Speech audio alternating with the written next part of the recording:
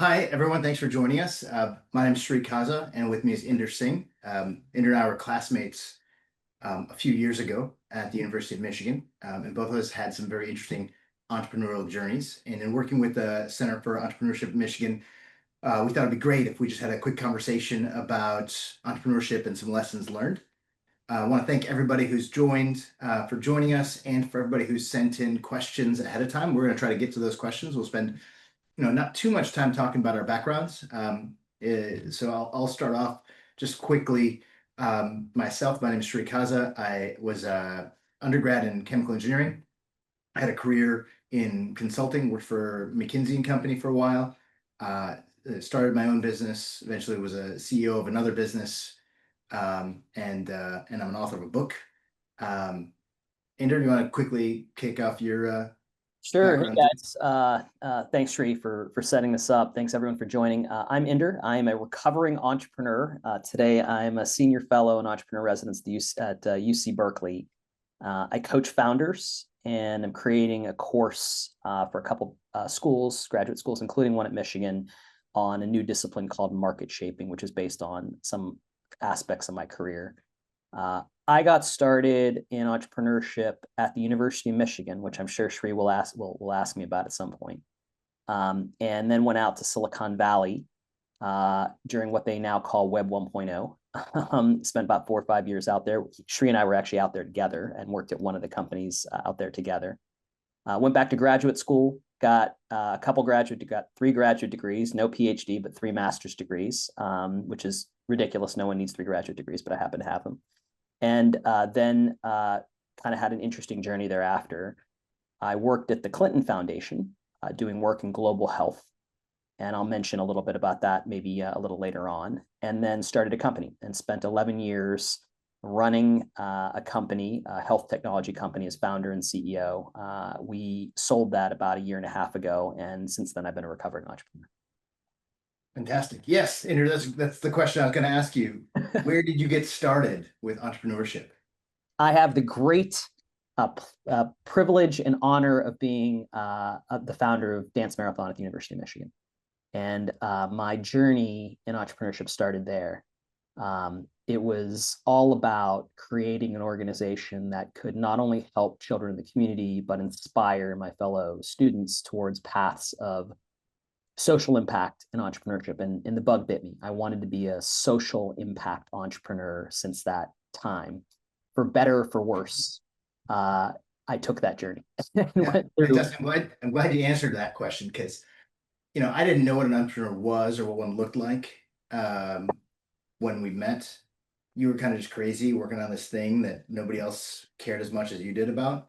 And you're working, slaving over something that didn't exist, that really wouldn't have existed unless you had poured everything you had into it. And I was busy thinking about, how are we going to get into scorekeepers this weekend, or is it too cold to have to stand in line? Normal college kid stuff.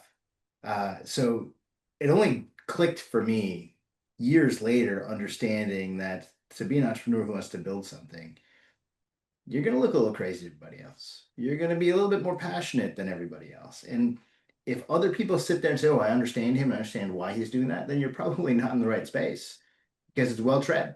Like, you're going to go do something that's new and different. Most people around you are going to think he's off and kind of, on his own path. That's kind of what the entrepreneur is. But I'm glad you thought of that as your origin story, because I felt like for me it was a good, I wouldn't say role model, but it was good understanding of how people would react to me if I had some crazy ideas to go after. Now, you had a different journey, Sri. You spent a good chunk of time working at companies and then grew through the ranks at McKinsey Company. How did you make the decision to jump into starting your own company? Oh, that I didn't really realize how entrepreneurial I was throughout my time at McKinsey, but I'll define it a little bit differently because not everybody here is going to go start a company and say, "Hey, I'm an entrepreneur." I mean, you even describe your first entrepreneurial effort as Dance Marathon, which wasn't exactly a company, but it was still an endeavor that had its risk, had potential for failure, and you had to sacrifice a bunch to go and do it. What I learned when I was at McKinsey, the coaching and the guidance. Hey, go do these things that work to get yourself elected partner. And work, do it, get elected partner, and then the world's gonna be great. Of course, that's not really how anything works. You get all this great advice, and then you sit there saying, but that's not me. And for me, when I was going through a lot of that, like I was supposed to serve these really big companies that had lots of McKinsey studies. So that way you can earn lots of revenue by serving one or two clients. And just didn't like it. I said, no, I'm going to serve small companies. And most everybody around me said, well, this is going to get you fired, right? Because it's up or out here and you're not going to have enough to do. And I was like, that's fine. I'm going to go create my own thing. I'm going to go do what I want to do. And if it doesn't work out, the things that I'm learning and growing will be my own, business or my own venture when I'm.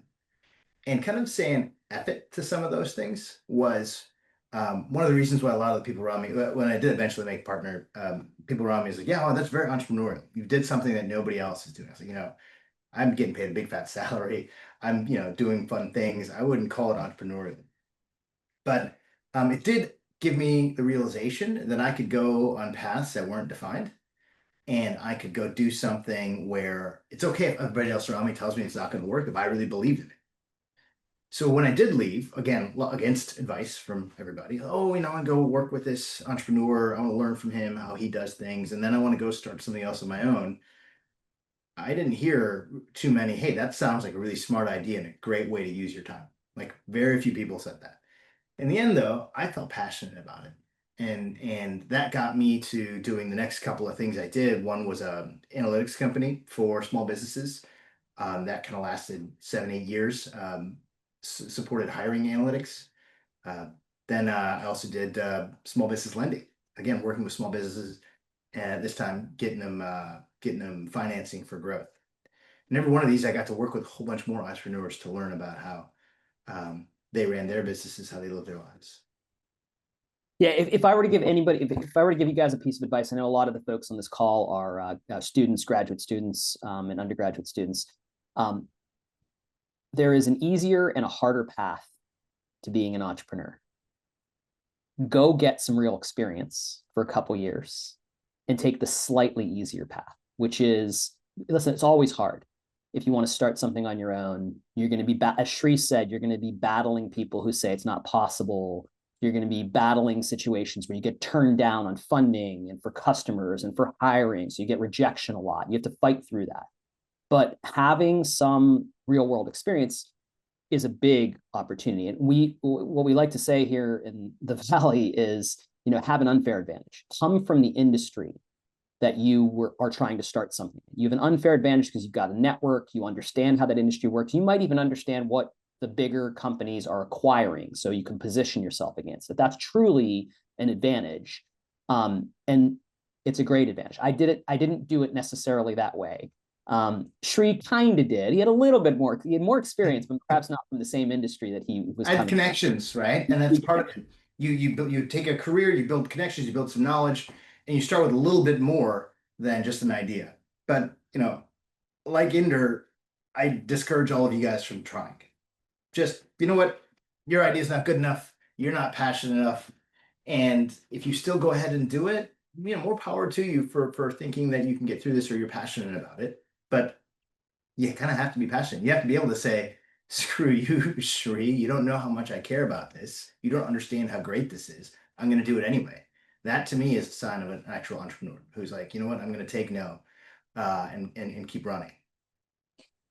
At the end of the conversation, sorry, I didn't mean to interrupt you, Shri, but at the end of this conversation, I will give you my framework for why and when you should start a business or join an early stage business. Because if you do the latter, you're essentially an entrepreneur too.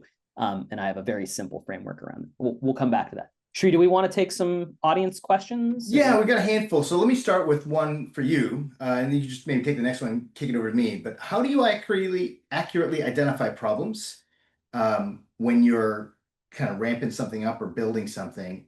And then not just how do you accurately identify them, but then how do you decide which ones to fix? So those are two very different questions in my mind. Yeah. And so let's talk about the first one, right?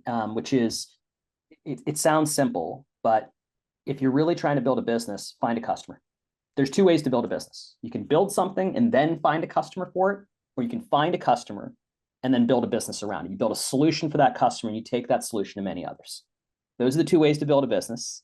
The latter, finding a customer first and building something that really adds value to them, is an easier path. Shri and I worked at a company called Blue Martini Software, fun name, way back in the day. And that was one of the key lessons I learned when I was at that company. He found a customer, he built a solution, then he took it to many, many other people. And so that's an easier opportunity. You're talking about Monty, right?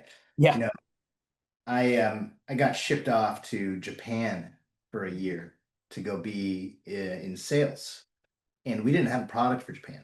We didn't have anything that worked with Japanese characters because most of you guys don't know, double byte language characters just weren't common in software technology 25 years ago.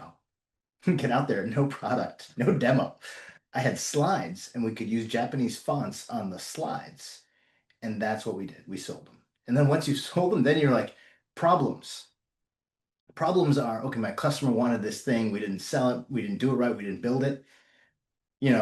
To Inder's point, if you get a customer first, then you'll be able to know what problems. And if you got paying customers, then you'll know which ones to solve. Yeah, on the latter question, though, I think it's a very different question. Which problems do you choose to solve? And that, I think, comes down to passion. Can you truly be passionate about the problem you're solving? Not the technology, not the product you're building, the problem you're solving. Because if you're passionate enough about the problem you're solving, you might have a chance of fighting through all the morass and all the friction, all the things that are going to get in your way to actually solve that problem and bring it to market in a sustainably large way, sustainable or large way. Oh, and that's the challenge: is pick problems that you're truly passionate about, or you get truly passionate about, because it's hard. It is hard. Yeah, I'd say it'd be probably more fun to work for Inder than for me, because my philosophy was very different, which was pick the problem that's going to kill you tomorrow. And if you don't have problems that are going to kill you tomorrow, pick the problem that's going to kill you next week. And if you don't have problems coming up for next week, pick the one that's going to kill you next month, right? But as an entrepreneur or starting something, there are so many things broken or so many things not happening. Again, back to the revenue point of, I don't have a customer. Well, you know what? Not having a customer is going to kill you ASAP. So get on that. Or I've got this idea, but blah, blah, blah. Like whatever that problem is, if you don't get that solved, you won't live to go solve the next one. All right. So you want to go to the next, pick the next one you want? Sure, let's do that. Let me grab one of the questions. So, how do you go about identifying and validating the right market for a new idea? Oh, okay. First of all, that's Inder's specialty. So I'm going to answer for like 10 seconds and let Inder take over this one. So for me, market and validation is you need the data, right? If you're going to really go out and validate a new idea. But my experience has been you need to pivot quickly. So instead of just going to these markets, say, I've got this idea, does my product fit and the product market fit? It's more like get out there, get to the larger markets, the ones that you know are accessible with a version of your idea, and be ready to move it and adjust it based on what kind of responses you get. I would take that much more iteratively. That would be my approach, depending, of course, on how passionate I was in the core idea. If I really believe this core idea and I couldn't find a market, I know somebody who ran a company and just took his idea and hammered it and hammered it and hammered it until people started buying his data. But go ahead, and you can tell me about market shaping. I think that's right. I mean, I think you need to talk to a bunch of customers and get some data and make sure you're answering a fundamental question for them. I mean, there's all sorts of nuances here, and this is not an easy. This is a whole discipline of like, how do you actually do entrepreneurship? How do you actually figure out product market fit? And you can actually have false positives in product market fit. We sold a 8-figure deal early on in Kinsa's journey, the company I started, but it was a false positive. There weren't a lot of other customers that were willing to pay that much for that same solution. And so it was a false positive on, there was only n equals 1 there. You need n equals 10 or 20 to prove that you really have a market, a true market where there's many, many customers there. And I think there's also these nuances in thinking about how you approach customers. There's a fundamentally different thing between building a new product for an existing market and building a solution or product for a brand new market that is untapped. When you're building a better widget, a better solution, a better product for an existing market, there's usually someone, a customer who has a budget, a line item budget to pay for some solution. When you're creating new markets, that doesn't always exist. And you have to actually figure out how to get customers to allocate budget and who is going to allocate budget at that entity. So very, very different kinds of problems. But the key point is, can you find someone with a willingness to pay that has a consistent customer persona? Like you've sold to this entity, to this role, to this particular persona within the role, someone who might be an early adopter early in your company's history, who has these characteristics and has budget. And that's when you start getting a feel that there really is product market fit, especially when you're operating in a new market. There's repeatable go-to-market motion, a repeatable sales process where that customer type, and there's many of them, is willing to buy your product. And it starts to become predictable in terms of how many times you talk to those customers, how many convert to the second stage of the conversation, how many convert to a contract, how many actually close. It starts to become predictable. Statistics start to become predictable. That is when you have product market fit. It is not just selling to 1 or 2 or 3 customers. Yeah. Well, you need to go to a place where there's budget. I think that's really, really important for folks to think about is market size and who's out there and who has money has to be a critical question for you as you go through this. Sometimes you can start with, hey, who wants this already? Because I know some. That's not a bad place. And we can get into how you turn that into the other side of it, which is, okay, how to find more people like this.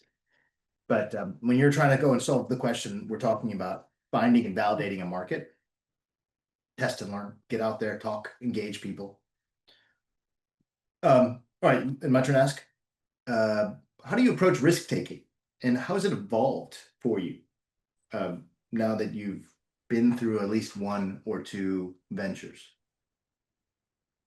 Sri alluded to this before. Listen, most entrepreneurs are a little crazy because they believe they can do something in the world that others haven't done before.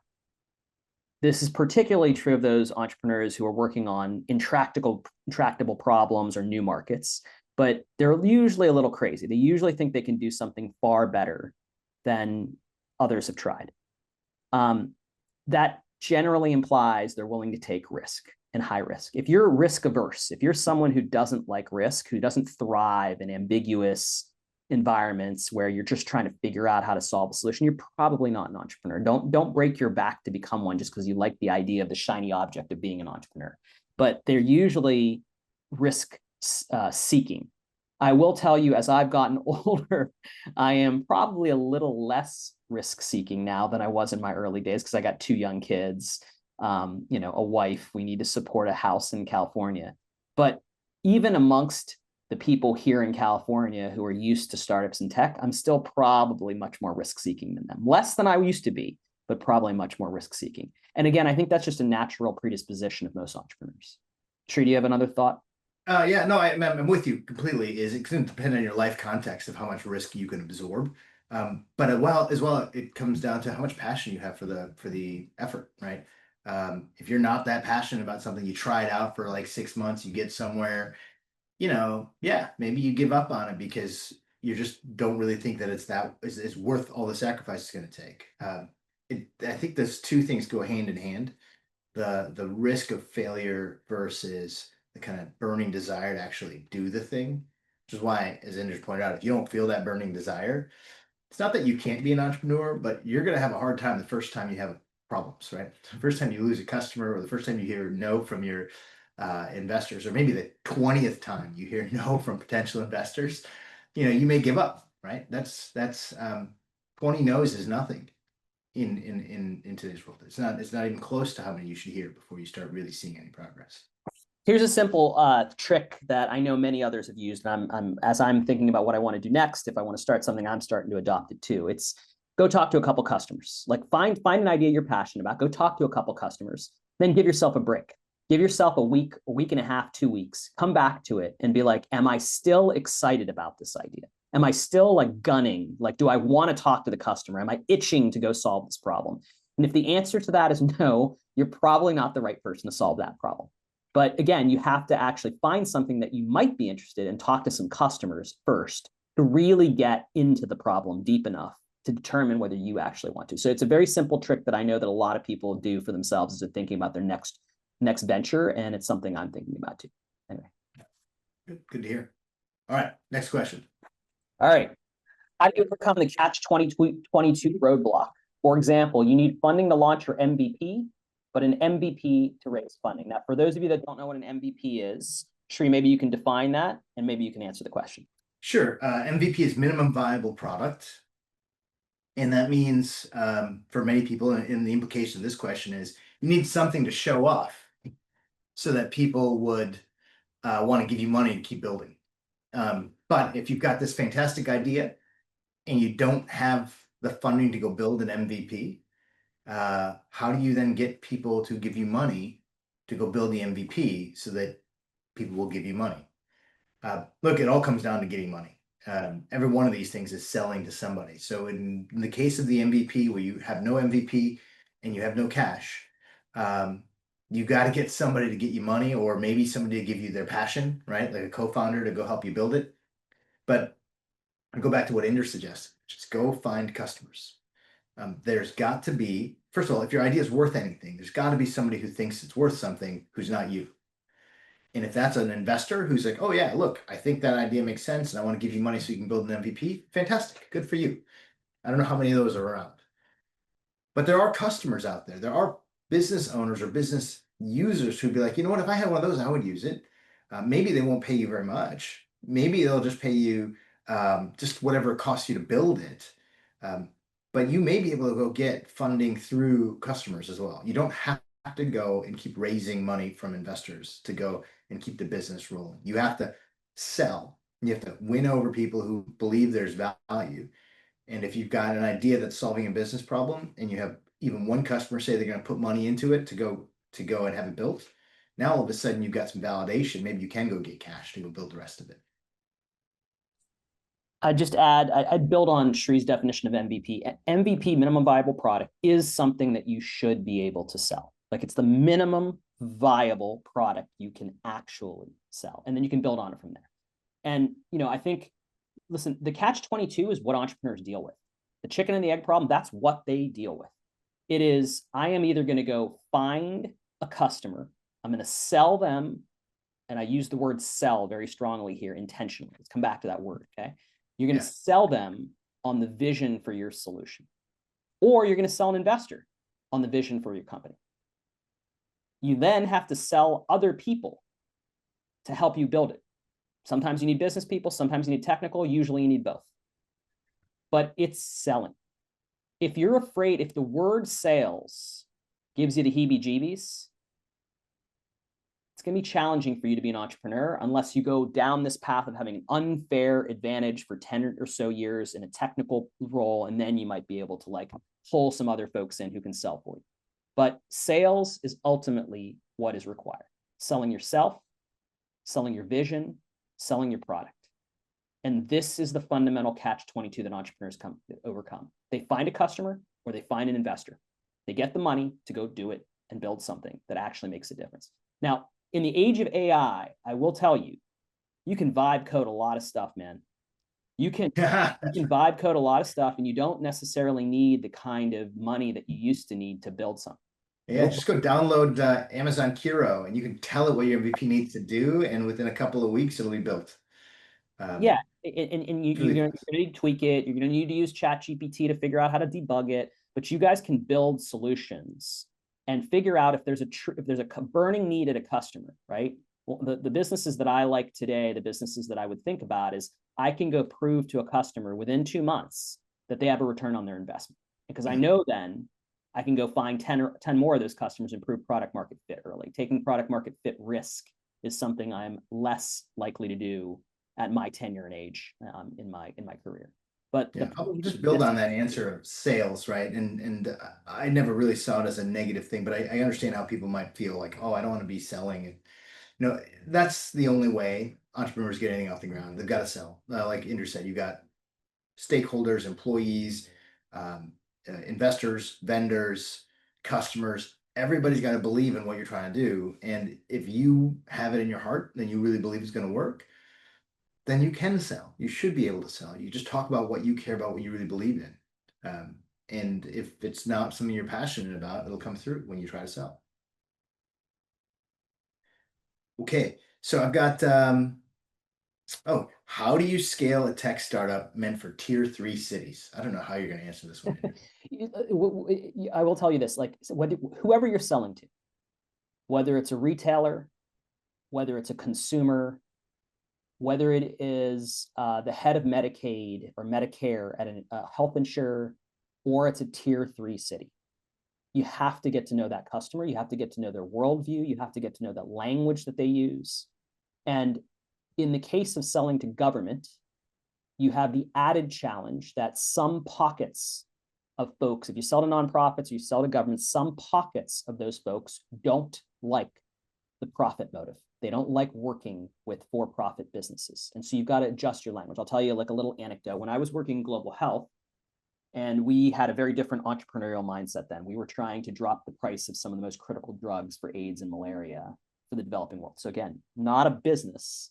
We were actually trying to approach it from a nonprofit perspective. I worked at the Clinton Health Access Initiative. I remember giving my first talk to an audience of nonprofit, government, and private sector folks. All three sectors were there. And I used the word profit. 2/3 of the audience kind of slumped down in their desk. I remember distinctly seeing it, and I was like, oh, wow, I just turned off 2/3 of my audience.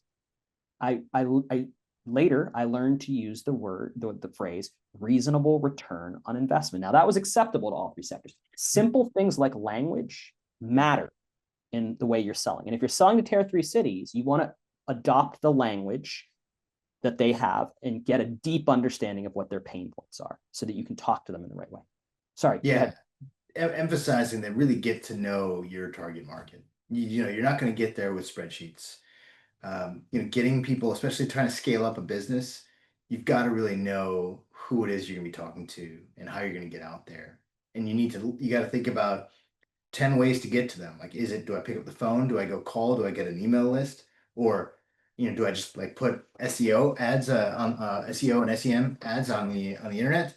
Or do I go find companies who are already talking to these same people, go hunt those guys down and come up with a way that they can get compensated on taking me in the door? There's a number of ways to do it. As an entrepreneur, you got to try and figure out which way is going to work for you, or which of all of the ways are going to help you get to these places. It's not one. And of course, there's no magic bullet. You really do have to just hammer on it. Hey, Taya, just really quick, I can't seem to see the Q&A, so you might have to ask the question yourself at some point. Tree, do you want to keep going down? There's a little Q&A button. All right, I'm pulling it up. How do you convince prospective customers to take on large upfront costs for long-term savings? Tree, do you want to take that first? Yeah, sure. This is all trust. Yeah. It's trust. In fact, you're not selling. This is, Inder referred to it when he talked about the founder of the company Blue Martini that we both worked for. You can walk into a room and tell people, I'm going to solve this problem for you, and you're going to appreciate the work, and I need, X million dollars to get it done. When you have nothing but a PowerPoint and some Japanese font on it, right? And it works. But it's not because of the PowerPoint or the font. It's because they trust you. You have either other examples, your professional history, your personal relationships, expertise, examples. You spend that time talking to them about what they're going to get. And like any sale, you've got to create a handful of things. You've got to go and get to value so they understand and believe the value. You've got to get them to own that opportunity. And then you've also got to create urgency behind it, saying, you have this opportunity, company. You could be saving all kinds of money on this, but you are not. And the reason you're not is because you haven't given me the money to start building it for you. You're going to have to get all of those bits of buy-in and credibility and trust and value, understanding of value, to win them over. And that takes time. But when Inder talked about how it's better to go get a job first, develop a relationship, get on the inside, and then go do it, what he's talking about is now you've got relationships and trusts to go build off of. It doesn't show up in your thesis or in your business plan, but it absolutely shows up in the meeting rooms when you talk to prospects. Yeah, I agree entirely with that. I mean, this is the art and science of influence and selling, right? So I'll give you a couple thoughts on this. The idea of putting your reputation on the line. Like everyone talks about entrepreneurs hiring sales teams. Those first 10 customers, it's the founders who are putting their reputations on the line with the customer to basically say, I'm going to deliver you a solution. And you got to have credibility. You got to sound smart. You got to be able to engage with the customer on their terms. They've got to believe that you can. You bring the skill set to understand their problems and solve it. Maybe that's because you have 5, Michigan engineers on your team who have spent 3 years building software. Well, that's a great point of credibility. Maybe it's because one of your team members or you came from that industry and can relate to that problem. And maybe it's because you sound so determined to solve the problem and they feel that determination, that they're willing to spend some time and money for you. But I will tell you the big challenge, and I faced this with Kinsa. This is one of our biggest challenges, is that the value sometimes is delayed from their investment. And you've got to figure out how to deliver value as fast as possible so that they can see that return on investment. And maybe they'll get bigger return on investment in the future. But your job is to structure that in a way where you're proving value. You put your reputation on the line, you sold it, they're excited about it. Now you got to prove it. Because if you don't prove it, it's irrelevant. They're not going to keep buying from you. It's not recurring revenue. It's not an ongoing customer. It's a one-time purchase. That's it. So those are some thoughts at a high level. That's great. I want to ask, I'm hoping that this conversation is at least interesting and hopefully also valuable. So please do participate and ask questions or even put comments in there. Good. We have some preloaded questions. I know a number of the people who are on asked these questions already. So I'll give you the next one. I think it'd be good, unless maybe we've already answered it. If you could give one piece of advice to somebody who's about to start their business, what would it be? So I'll give you my framework for when you start a company. So don't join a early stage company or start a business unless the following 3 things are true. And Sri may disagree with these things, but this is the framework I've always guided towards. 1, you are truly passionate about the problem. You're so passionate about the problem that even if you gave up 5 or 10 years of your life and you didn't really solve it, you would at least be proud that you spent the time trying to solve this problem. That's how passionate you are about the problem. 2, that you're so excited to work with the team that you're going to work with that it wouldn't really matter what concept you're working on. You learn from them, you enjoy working with them. The team that's there is awesome. Your co-founders are awesome and you really want to work with them. And 3, and this sounds trivial, but it is not. This is a human behavioral trait issue. You have structured the plan in such a way that you get feedback as to whether you're heading in the right direction in short amounts of time. If that's a customer engagement, because I don't know anyone who can go 4 or 5 years without getting some feedback that they're heading in the right direction. It's got to be feedback so that you can make educated decisions about whether we continue and how much effort we put into it. Notice not one of those things included compensation. To me, that is the framework that you use. Because if all 3 of those things are true, man, they don't pay you 0. If they pay you 0, you should still go after. If 2 of those 3 things are true, you should consider it deeply. If one of those things is true, run as far and fast away from that idea as you can, because it will just bear upon your soul. You will get burnt out very, very quick. That's my framework. Go ahead, Sri. Yeah, I have a very different perspective, but mostly because Inder's talking, I think, more about Silicon Valley style entrepreneurship, going out there, creating something new, raising funds, building something big. The majority of the entrepreneurs that I've worked with in my career are not that kind of entrepreneur. Main Street entrepreneurs, people who, I think of a person who's quit his job from a big law firm to go start his own independent legal practice as an entrepreneur. I think of a lot of different routes people take to end up either working on their own or having a small team that they work with as entrepreneurs too. My guidance, though, is if you're going to go do something entrepreneurial, there is a 0-1 outcome of, does this become a viable business? And that's a lot of risk. What I like to do when I'm about to start something or do something new is I lay out for myself, okay, in that 0 condition, when this thing fails, if it fails, what else have I gained for myself? What else, what other skills or relationships or assets have I built up in that time that will make up for losing the year, 2 years, 3 years of growth I could have gotten in other ways. And I try to make sure that that helps me feel less daunted by that failure. I'm going to keep pushing because it's still getting me a chance to go meet new people. It's still giving me a chance to go and talk to investors and get the pulse of this particular market that I'm excited about. Yeah, I'm going to try to solve this problem because I think it's a really important problem. But in my route, I may discover there's other people solving it better or different. And if I were to find a place that solves it better than me, maybe I'll just be happy going to that company to solve that problem with them, as opposed to, trying to be the one guy who wins. But you want to think about what it is that you're going to gain out of a loss before you start, and then make sure that you're continuing to invest to get both things, success and not. Oh, another good question just came up. Do you want to dive into this one, Inder? Great. There's two questions here. So why do you have specific gestures or approaches to foster a better sense of trust? Any that worked or didn't work? For example, being realistic and showing some weakness, or would showing why the company product can fail as a no-go? Sure, do you want to take that first? Yeah, I love questions about trust. Trust is at the core of landing your customers and your investors. I love to reference a book by David Meister. I don't know, Inder, if you're familiar with The Trusted Advisor. Fantastic book. And because I was an engineer, I love equations. I was a chemical engineer. We had a book like 4 inches thick called Perry's Chemical Engineering Handbook. And if there's a test, one of your equations is going to come out of that book. This equation, however, super simple. And it's something that's really been helpful for me in my life, not just in entrepreneurship, but in any of the endeavors I've taken on. He sets the value of trust for an individual relationship as three factors on the top of a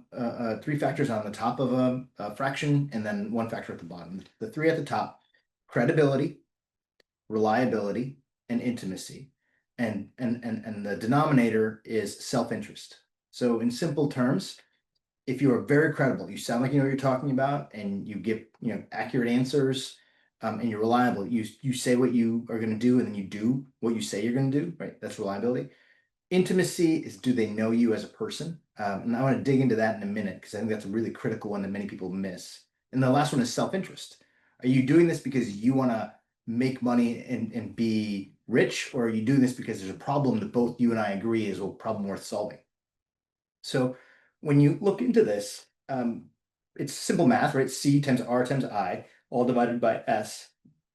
If those are all ones, if you're at 100% on all the ones on the top, great, you're 100%. And if you're, close to zero, right, or like a, very low number for self-interest, then you get a really big value of trust.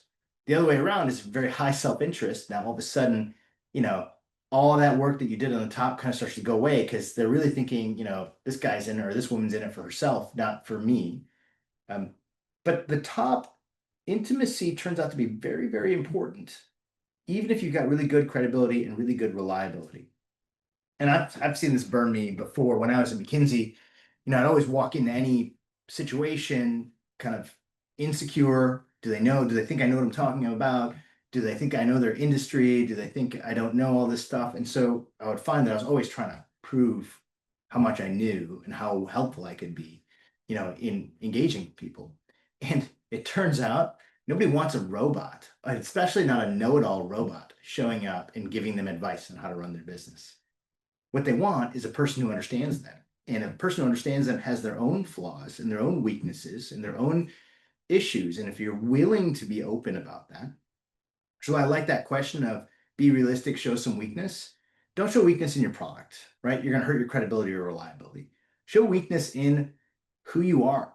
Say, look, I've given up a ton in my life because I believe in this so much, or I've got these things going on with me that are normal human things. And when they see you as a normal human, or that you say, hey, look, we've done really well, but we're really up against some deadlines with our investors and they need to see us move. Like when you open up about some things, it turns out people working with you see you more as a human and more trustworthy than if you were just trying to hide the cards. So I don't know in any one of these individual relationships how it is that you're going to open up and create that intimacy. But something that you'll find, especially with entrepreneurs who are really smart with really good ideas and really good product, they miss they miss that intimacy piece. I love Shree's response. I was not aware of that equation and that framework, but I really like it a lot. So I'm going to give you a couple other thoughts. The way that I used to teach basic sales or basic partnerships was all about building a trusted advisor relationship. And so to me, like, how do you do that? Well, when you do deals in Asia, it's really easy to get intimate because in Asia, the business conversation happens during the day, but the real work happens in the evening and it happens over drinks. You like literally Yeah, that's close a right. deal in China and Japan unless you actually get drunk with the actual owner of the business. It's very, very common. Very common. Not to say that it needs to be a drinking culture everywhere, but it's very common. But I agree with that, like get to know you aspect. The other thing I might add is like the way that I always used to talk about partnerships is you need to be bringing value to every conversation. Even if you're selling them on something, you need to be bringing value to every conversation. Whether that's an analytical insight, whether that is something about the way that the industry is working, you need to be bringing them value.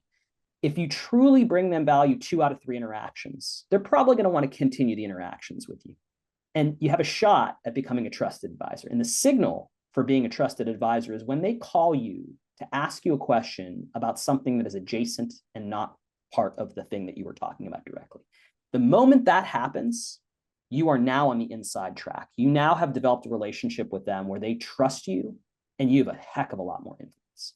So think about bringing value to the conversations, bringing and getting value from the conversations you're having, whether that's with an investor or a customer. I'm going to give you one more tactic. There's a different sales term for this in the literature, and it's a slightly different concept, but I'm going to tell you about negative biasing. I love this tactic. The idea is if you're in a conversation and you feel like the other party is not actually engaged, like they're just not interested in the product, they're not interested in the solution, they're not going to invest in you, cut the conversation off and ask them the question in a negatively biased way. It doesn't strike me that this is actually appealing to you, or it doesn't, my sense is you're probably not interested in our company to invest in, or the problem's not big enough. When you ask it in a slightly negatively biased way, you're forcing them to disagree with you. People in the real world don't like to disagree with someone they haven't met and it's in a casual conversation. But if they disagree with you, being like, no, no, no, I think this is a big problem. Like, or wow, I actually am really interested. You know what?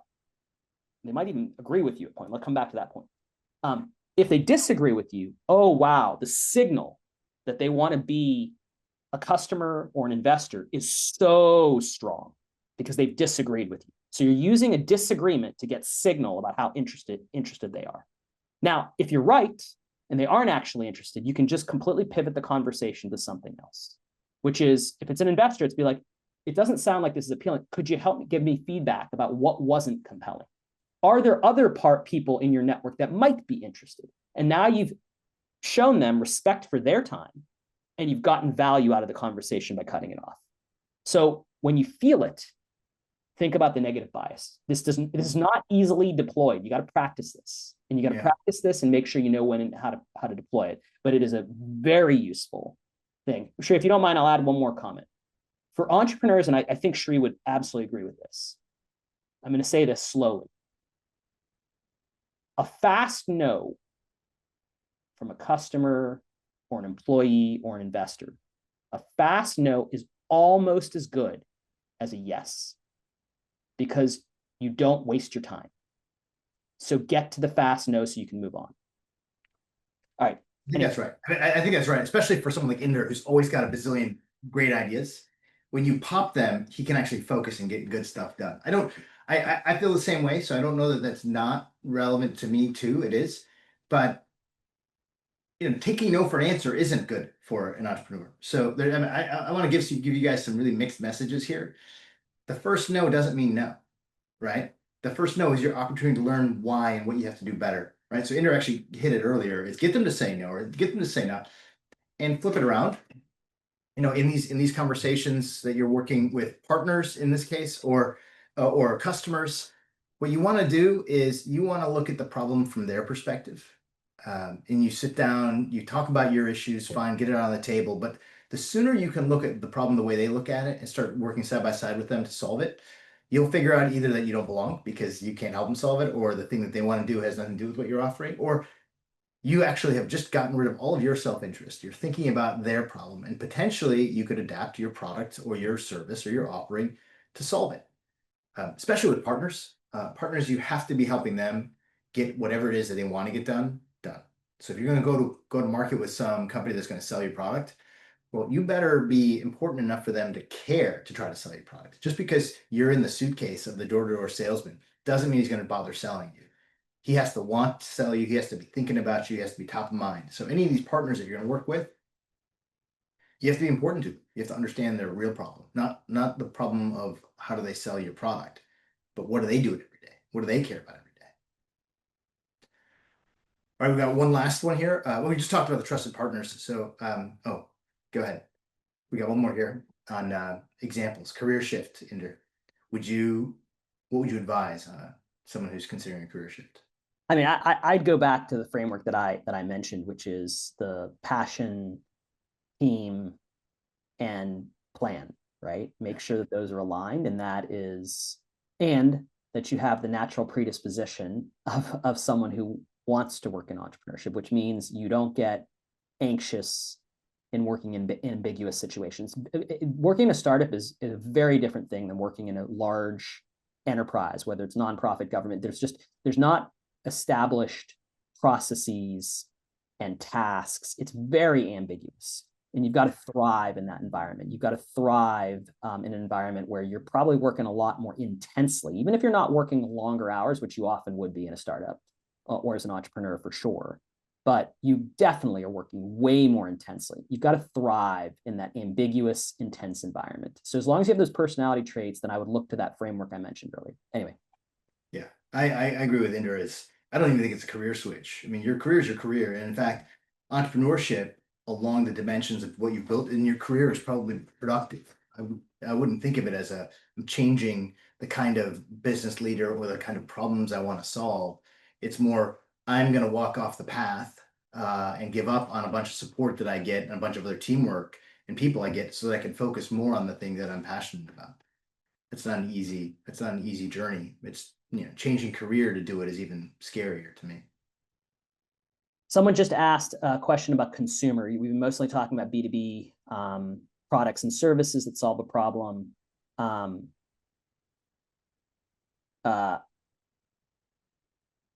What about passion? And also, what about passion for making money for a lucky opportunity that just pops up? So, Sri, do you want to take this or you want to go for it? I know a good number of entrepreneurs who've been successful because they stumbled into an opportunity that was just there, right? Not something they were particularly passionate about, not something that they were thinking, hey, this is going to be the thing that changes the world. A good friend of mine invented a cordless hairdryer. It's a fantastic product, by the way. I'm shocked that it didn't exist before he invented it. But he invented a cordless hairdryer. So he's out there, and he liked the engineering piece of it, but he had no real desire to help people dry their hair. He doesn't even have any hair. So it wasn't like this burning motivation. But I think what he got excited about was building something, right? And so many of us, especially engineers, like building things. And I don't know that you have to be super passionate about the topic or the idea to solve world hunger or some problems, but you do want to be pretty passionate about making something work, understanding it, engineering, etc. But I think you're gonna have to be lucky to find an idea that pops up. Kind of the way this says is, yeah, you could be passionate about making money out of a business, any opportunity. I think you also have to be lucky to get that opportunity pop up in front of you. I think we're at time, by the way. So I don't know many people like Sri does that fall into that bucket. I just don't. And so, for me, like starting a business or starting is hard. It's really hard. And so I would argue that if you're going to do it, especially for new markets, but just even for existing markets, it's hard. And you really should evaluate very carefully. The number of companies that are instant successes are few and far between. I mean, you've got big tech companies like Meta. You have an example like Shree's, but they're few and far between. And it's really hard to find those examples that your first effort actually succeeds. If you find a true unmet need and you can solve it with your technical capabilities, absolutely consider it. But just to answer the first part of the question, so at Kinsa, we built two parts of the business. One was an enterprise and the other was a consumer. We invented the connected thermometer. So the idea that you could get help through your phone when your child or a family member had a fever or other symptoms. That's what we invented. We got about 5 million users, consumers on it. I think the same approach is the same you would use here. And yes, it's a very different customer segment, but you still have to talk to customers, get to know them. I think that this is a la Steve Jobs. In the consumer world, if it is an existing product segment, then you can do lots and lots of market research and talking to customers. But there is a little bit of magic that happens when it's not an existing customer segment, which is you kind of have to believe that in the core value of what you're creating. Like, why are you creating this new consumer product? And then you have to get it out there and iterate on it. And that is a much bigger experiment. It's much more expensive experiment. And we did that with this connected thermometer. We got a lot of traction. Our core value proposition is we don't help you just take a temperature. We actually help you respond. We tell you what's going on in the neighborhood. That was the core value. But you have to believe in that. But the same process of iteration and engaging with customers over time is going to be the same one that I think we talked about. Yeah, that's right. Like I take my friend who I was talking about with the cordless hairdryer. His vision was, hey, people don't want to have a corded hairdryer at home because it's inconvenient. But the way to actually get the amount of power you need to do a hairdryer for as long as you need to dry your hair means you're gonna have it's actually gonna be pretty heavy. It has to have some power, mobile power, and consumers don't want that. But he found a good market in hair salons because the professional hairdressers actually benefit from this. They're happy to have it. They can set it down. They can do a bunch of other things. So he didn't figure that out until after he did his first design and got feedback from consumers that it wasn't gonna work. He took the idea and said, okay, well, I got to find somebody who's gonna like this, and he did eventually. So getting close to your customers, listening, being ready to pivot, trying to bring this solution to the market because you don't want to take no for an answer is kind of what a successful entrepreneur does. I think we're well over time, Sri, and I saw Taya's note. Thanks everyone for attending, and we really appreciate it. And feel free to reach out to Taya or others if you have other questions for us. We'll try to answer them. All right. Thanks. Thanks, guys. Thank you. Go Blue.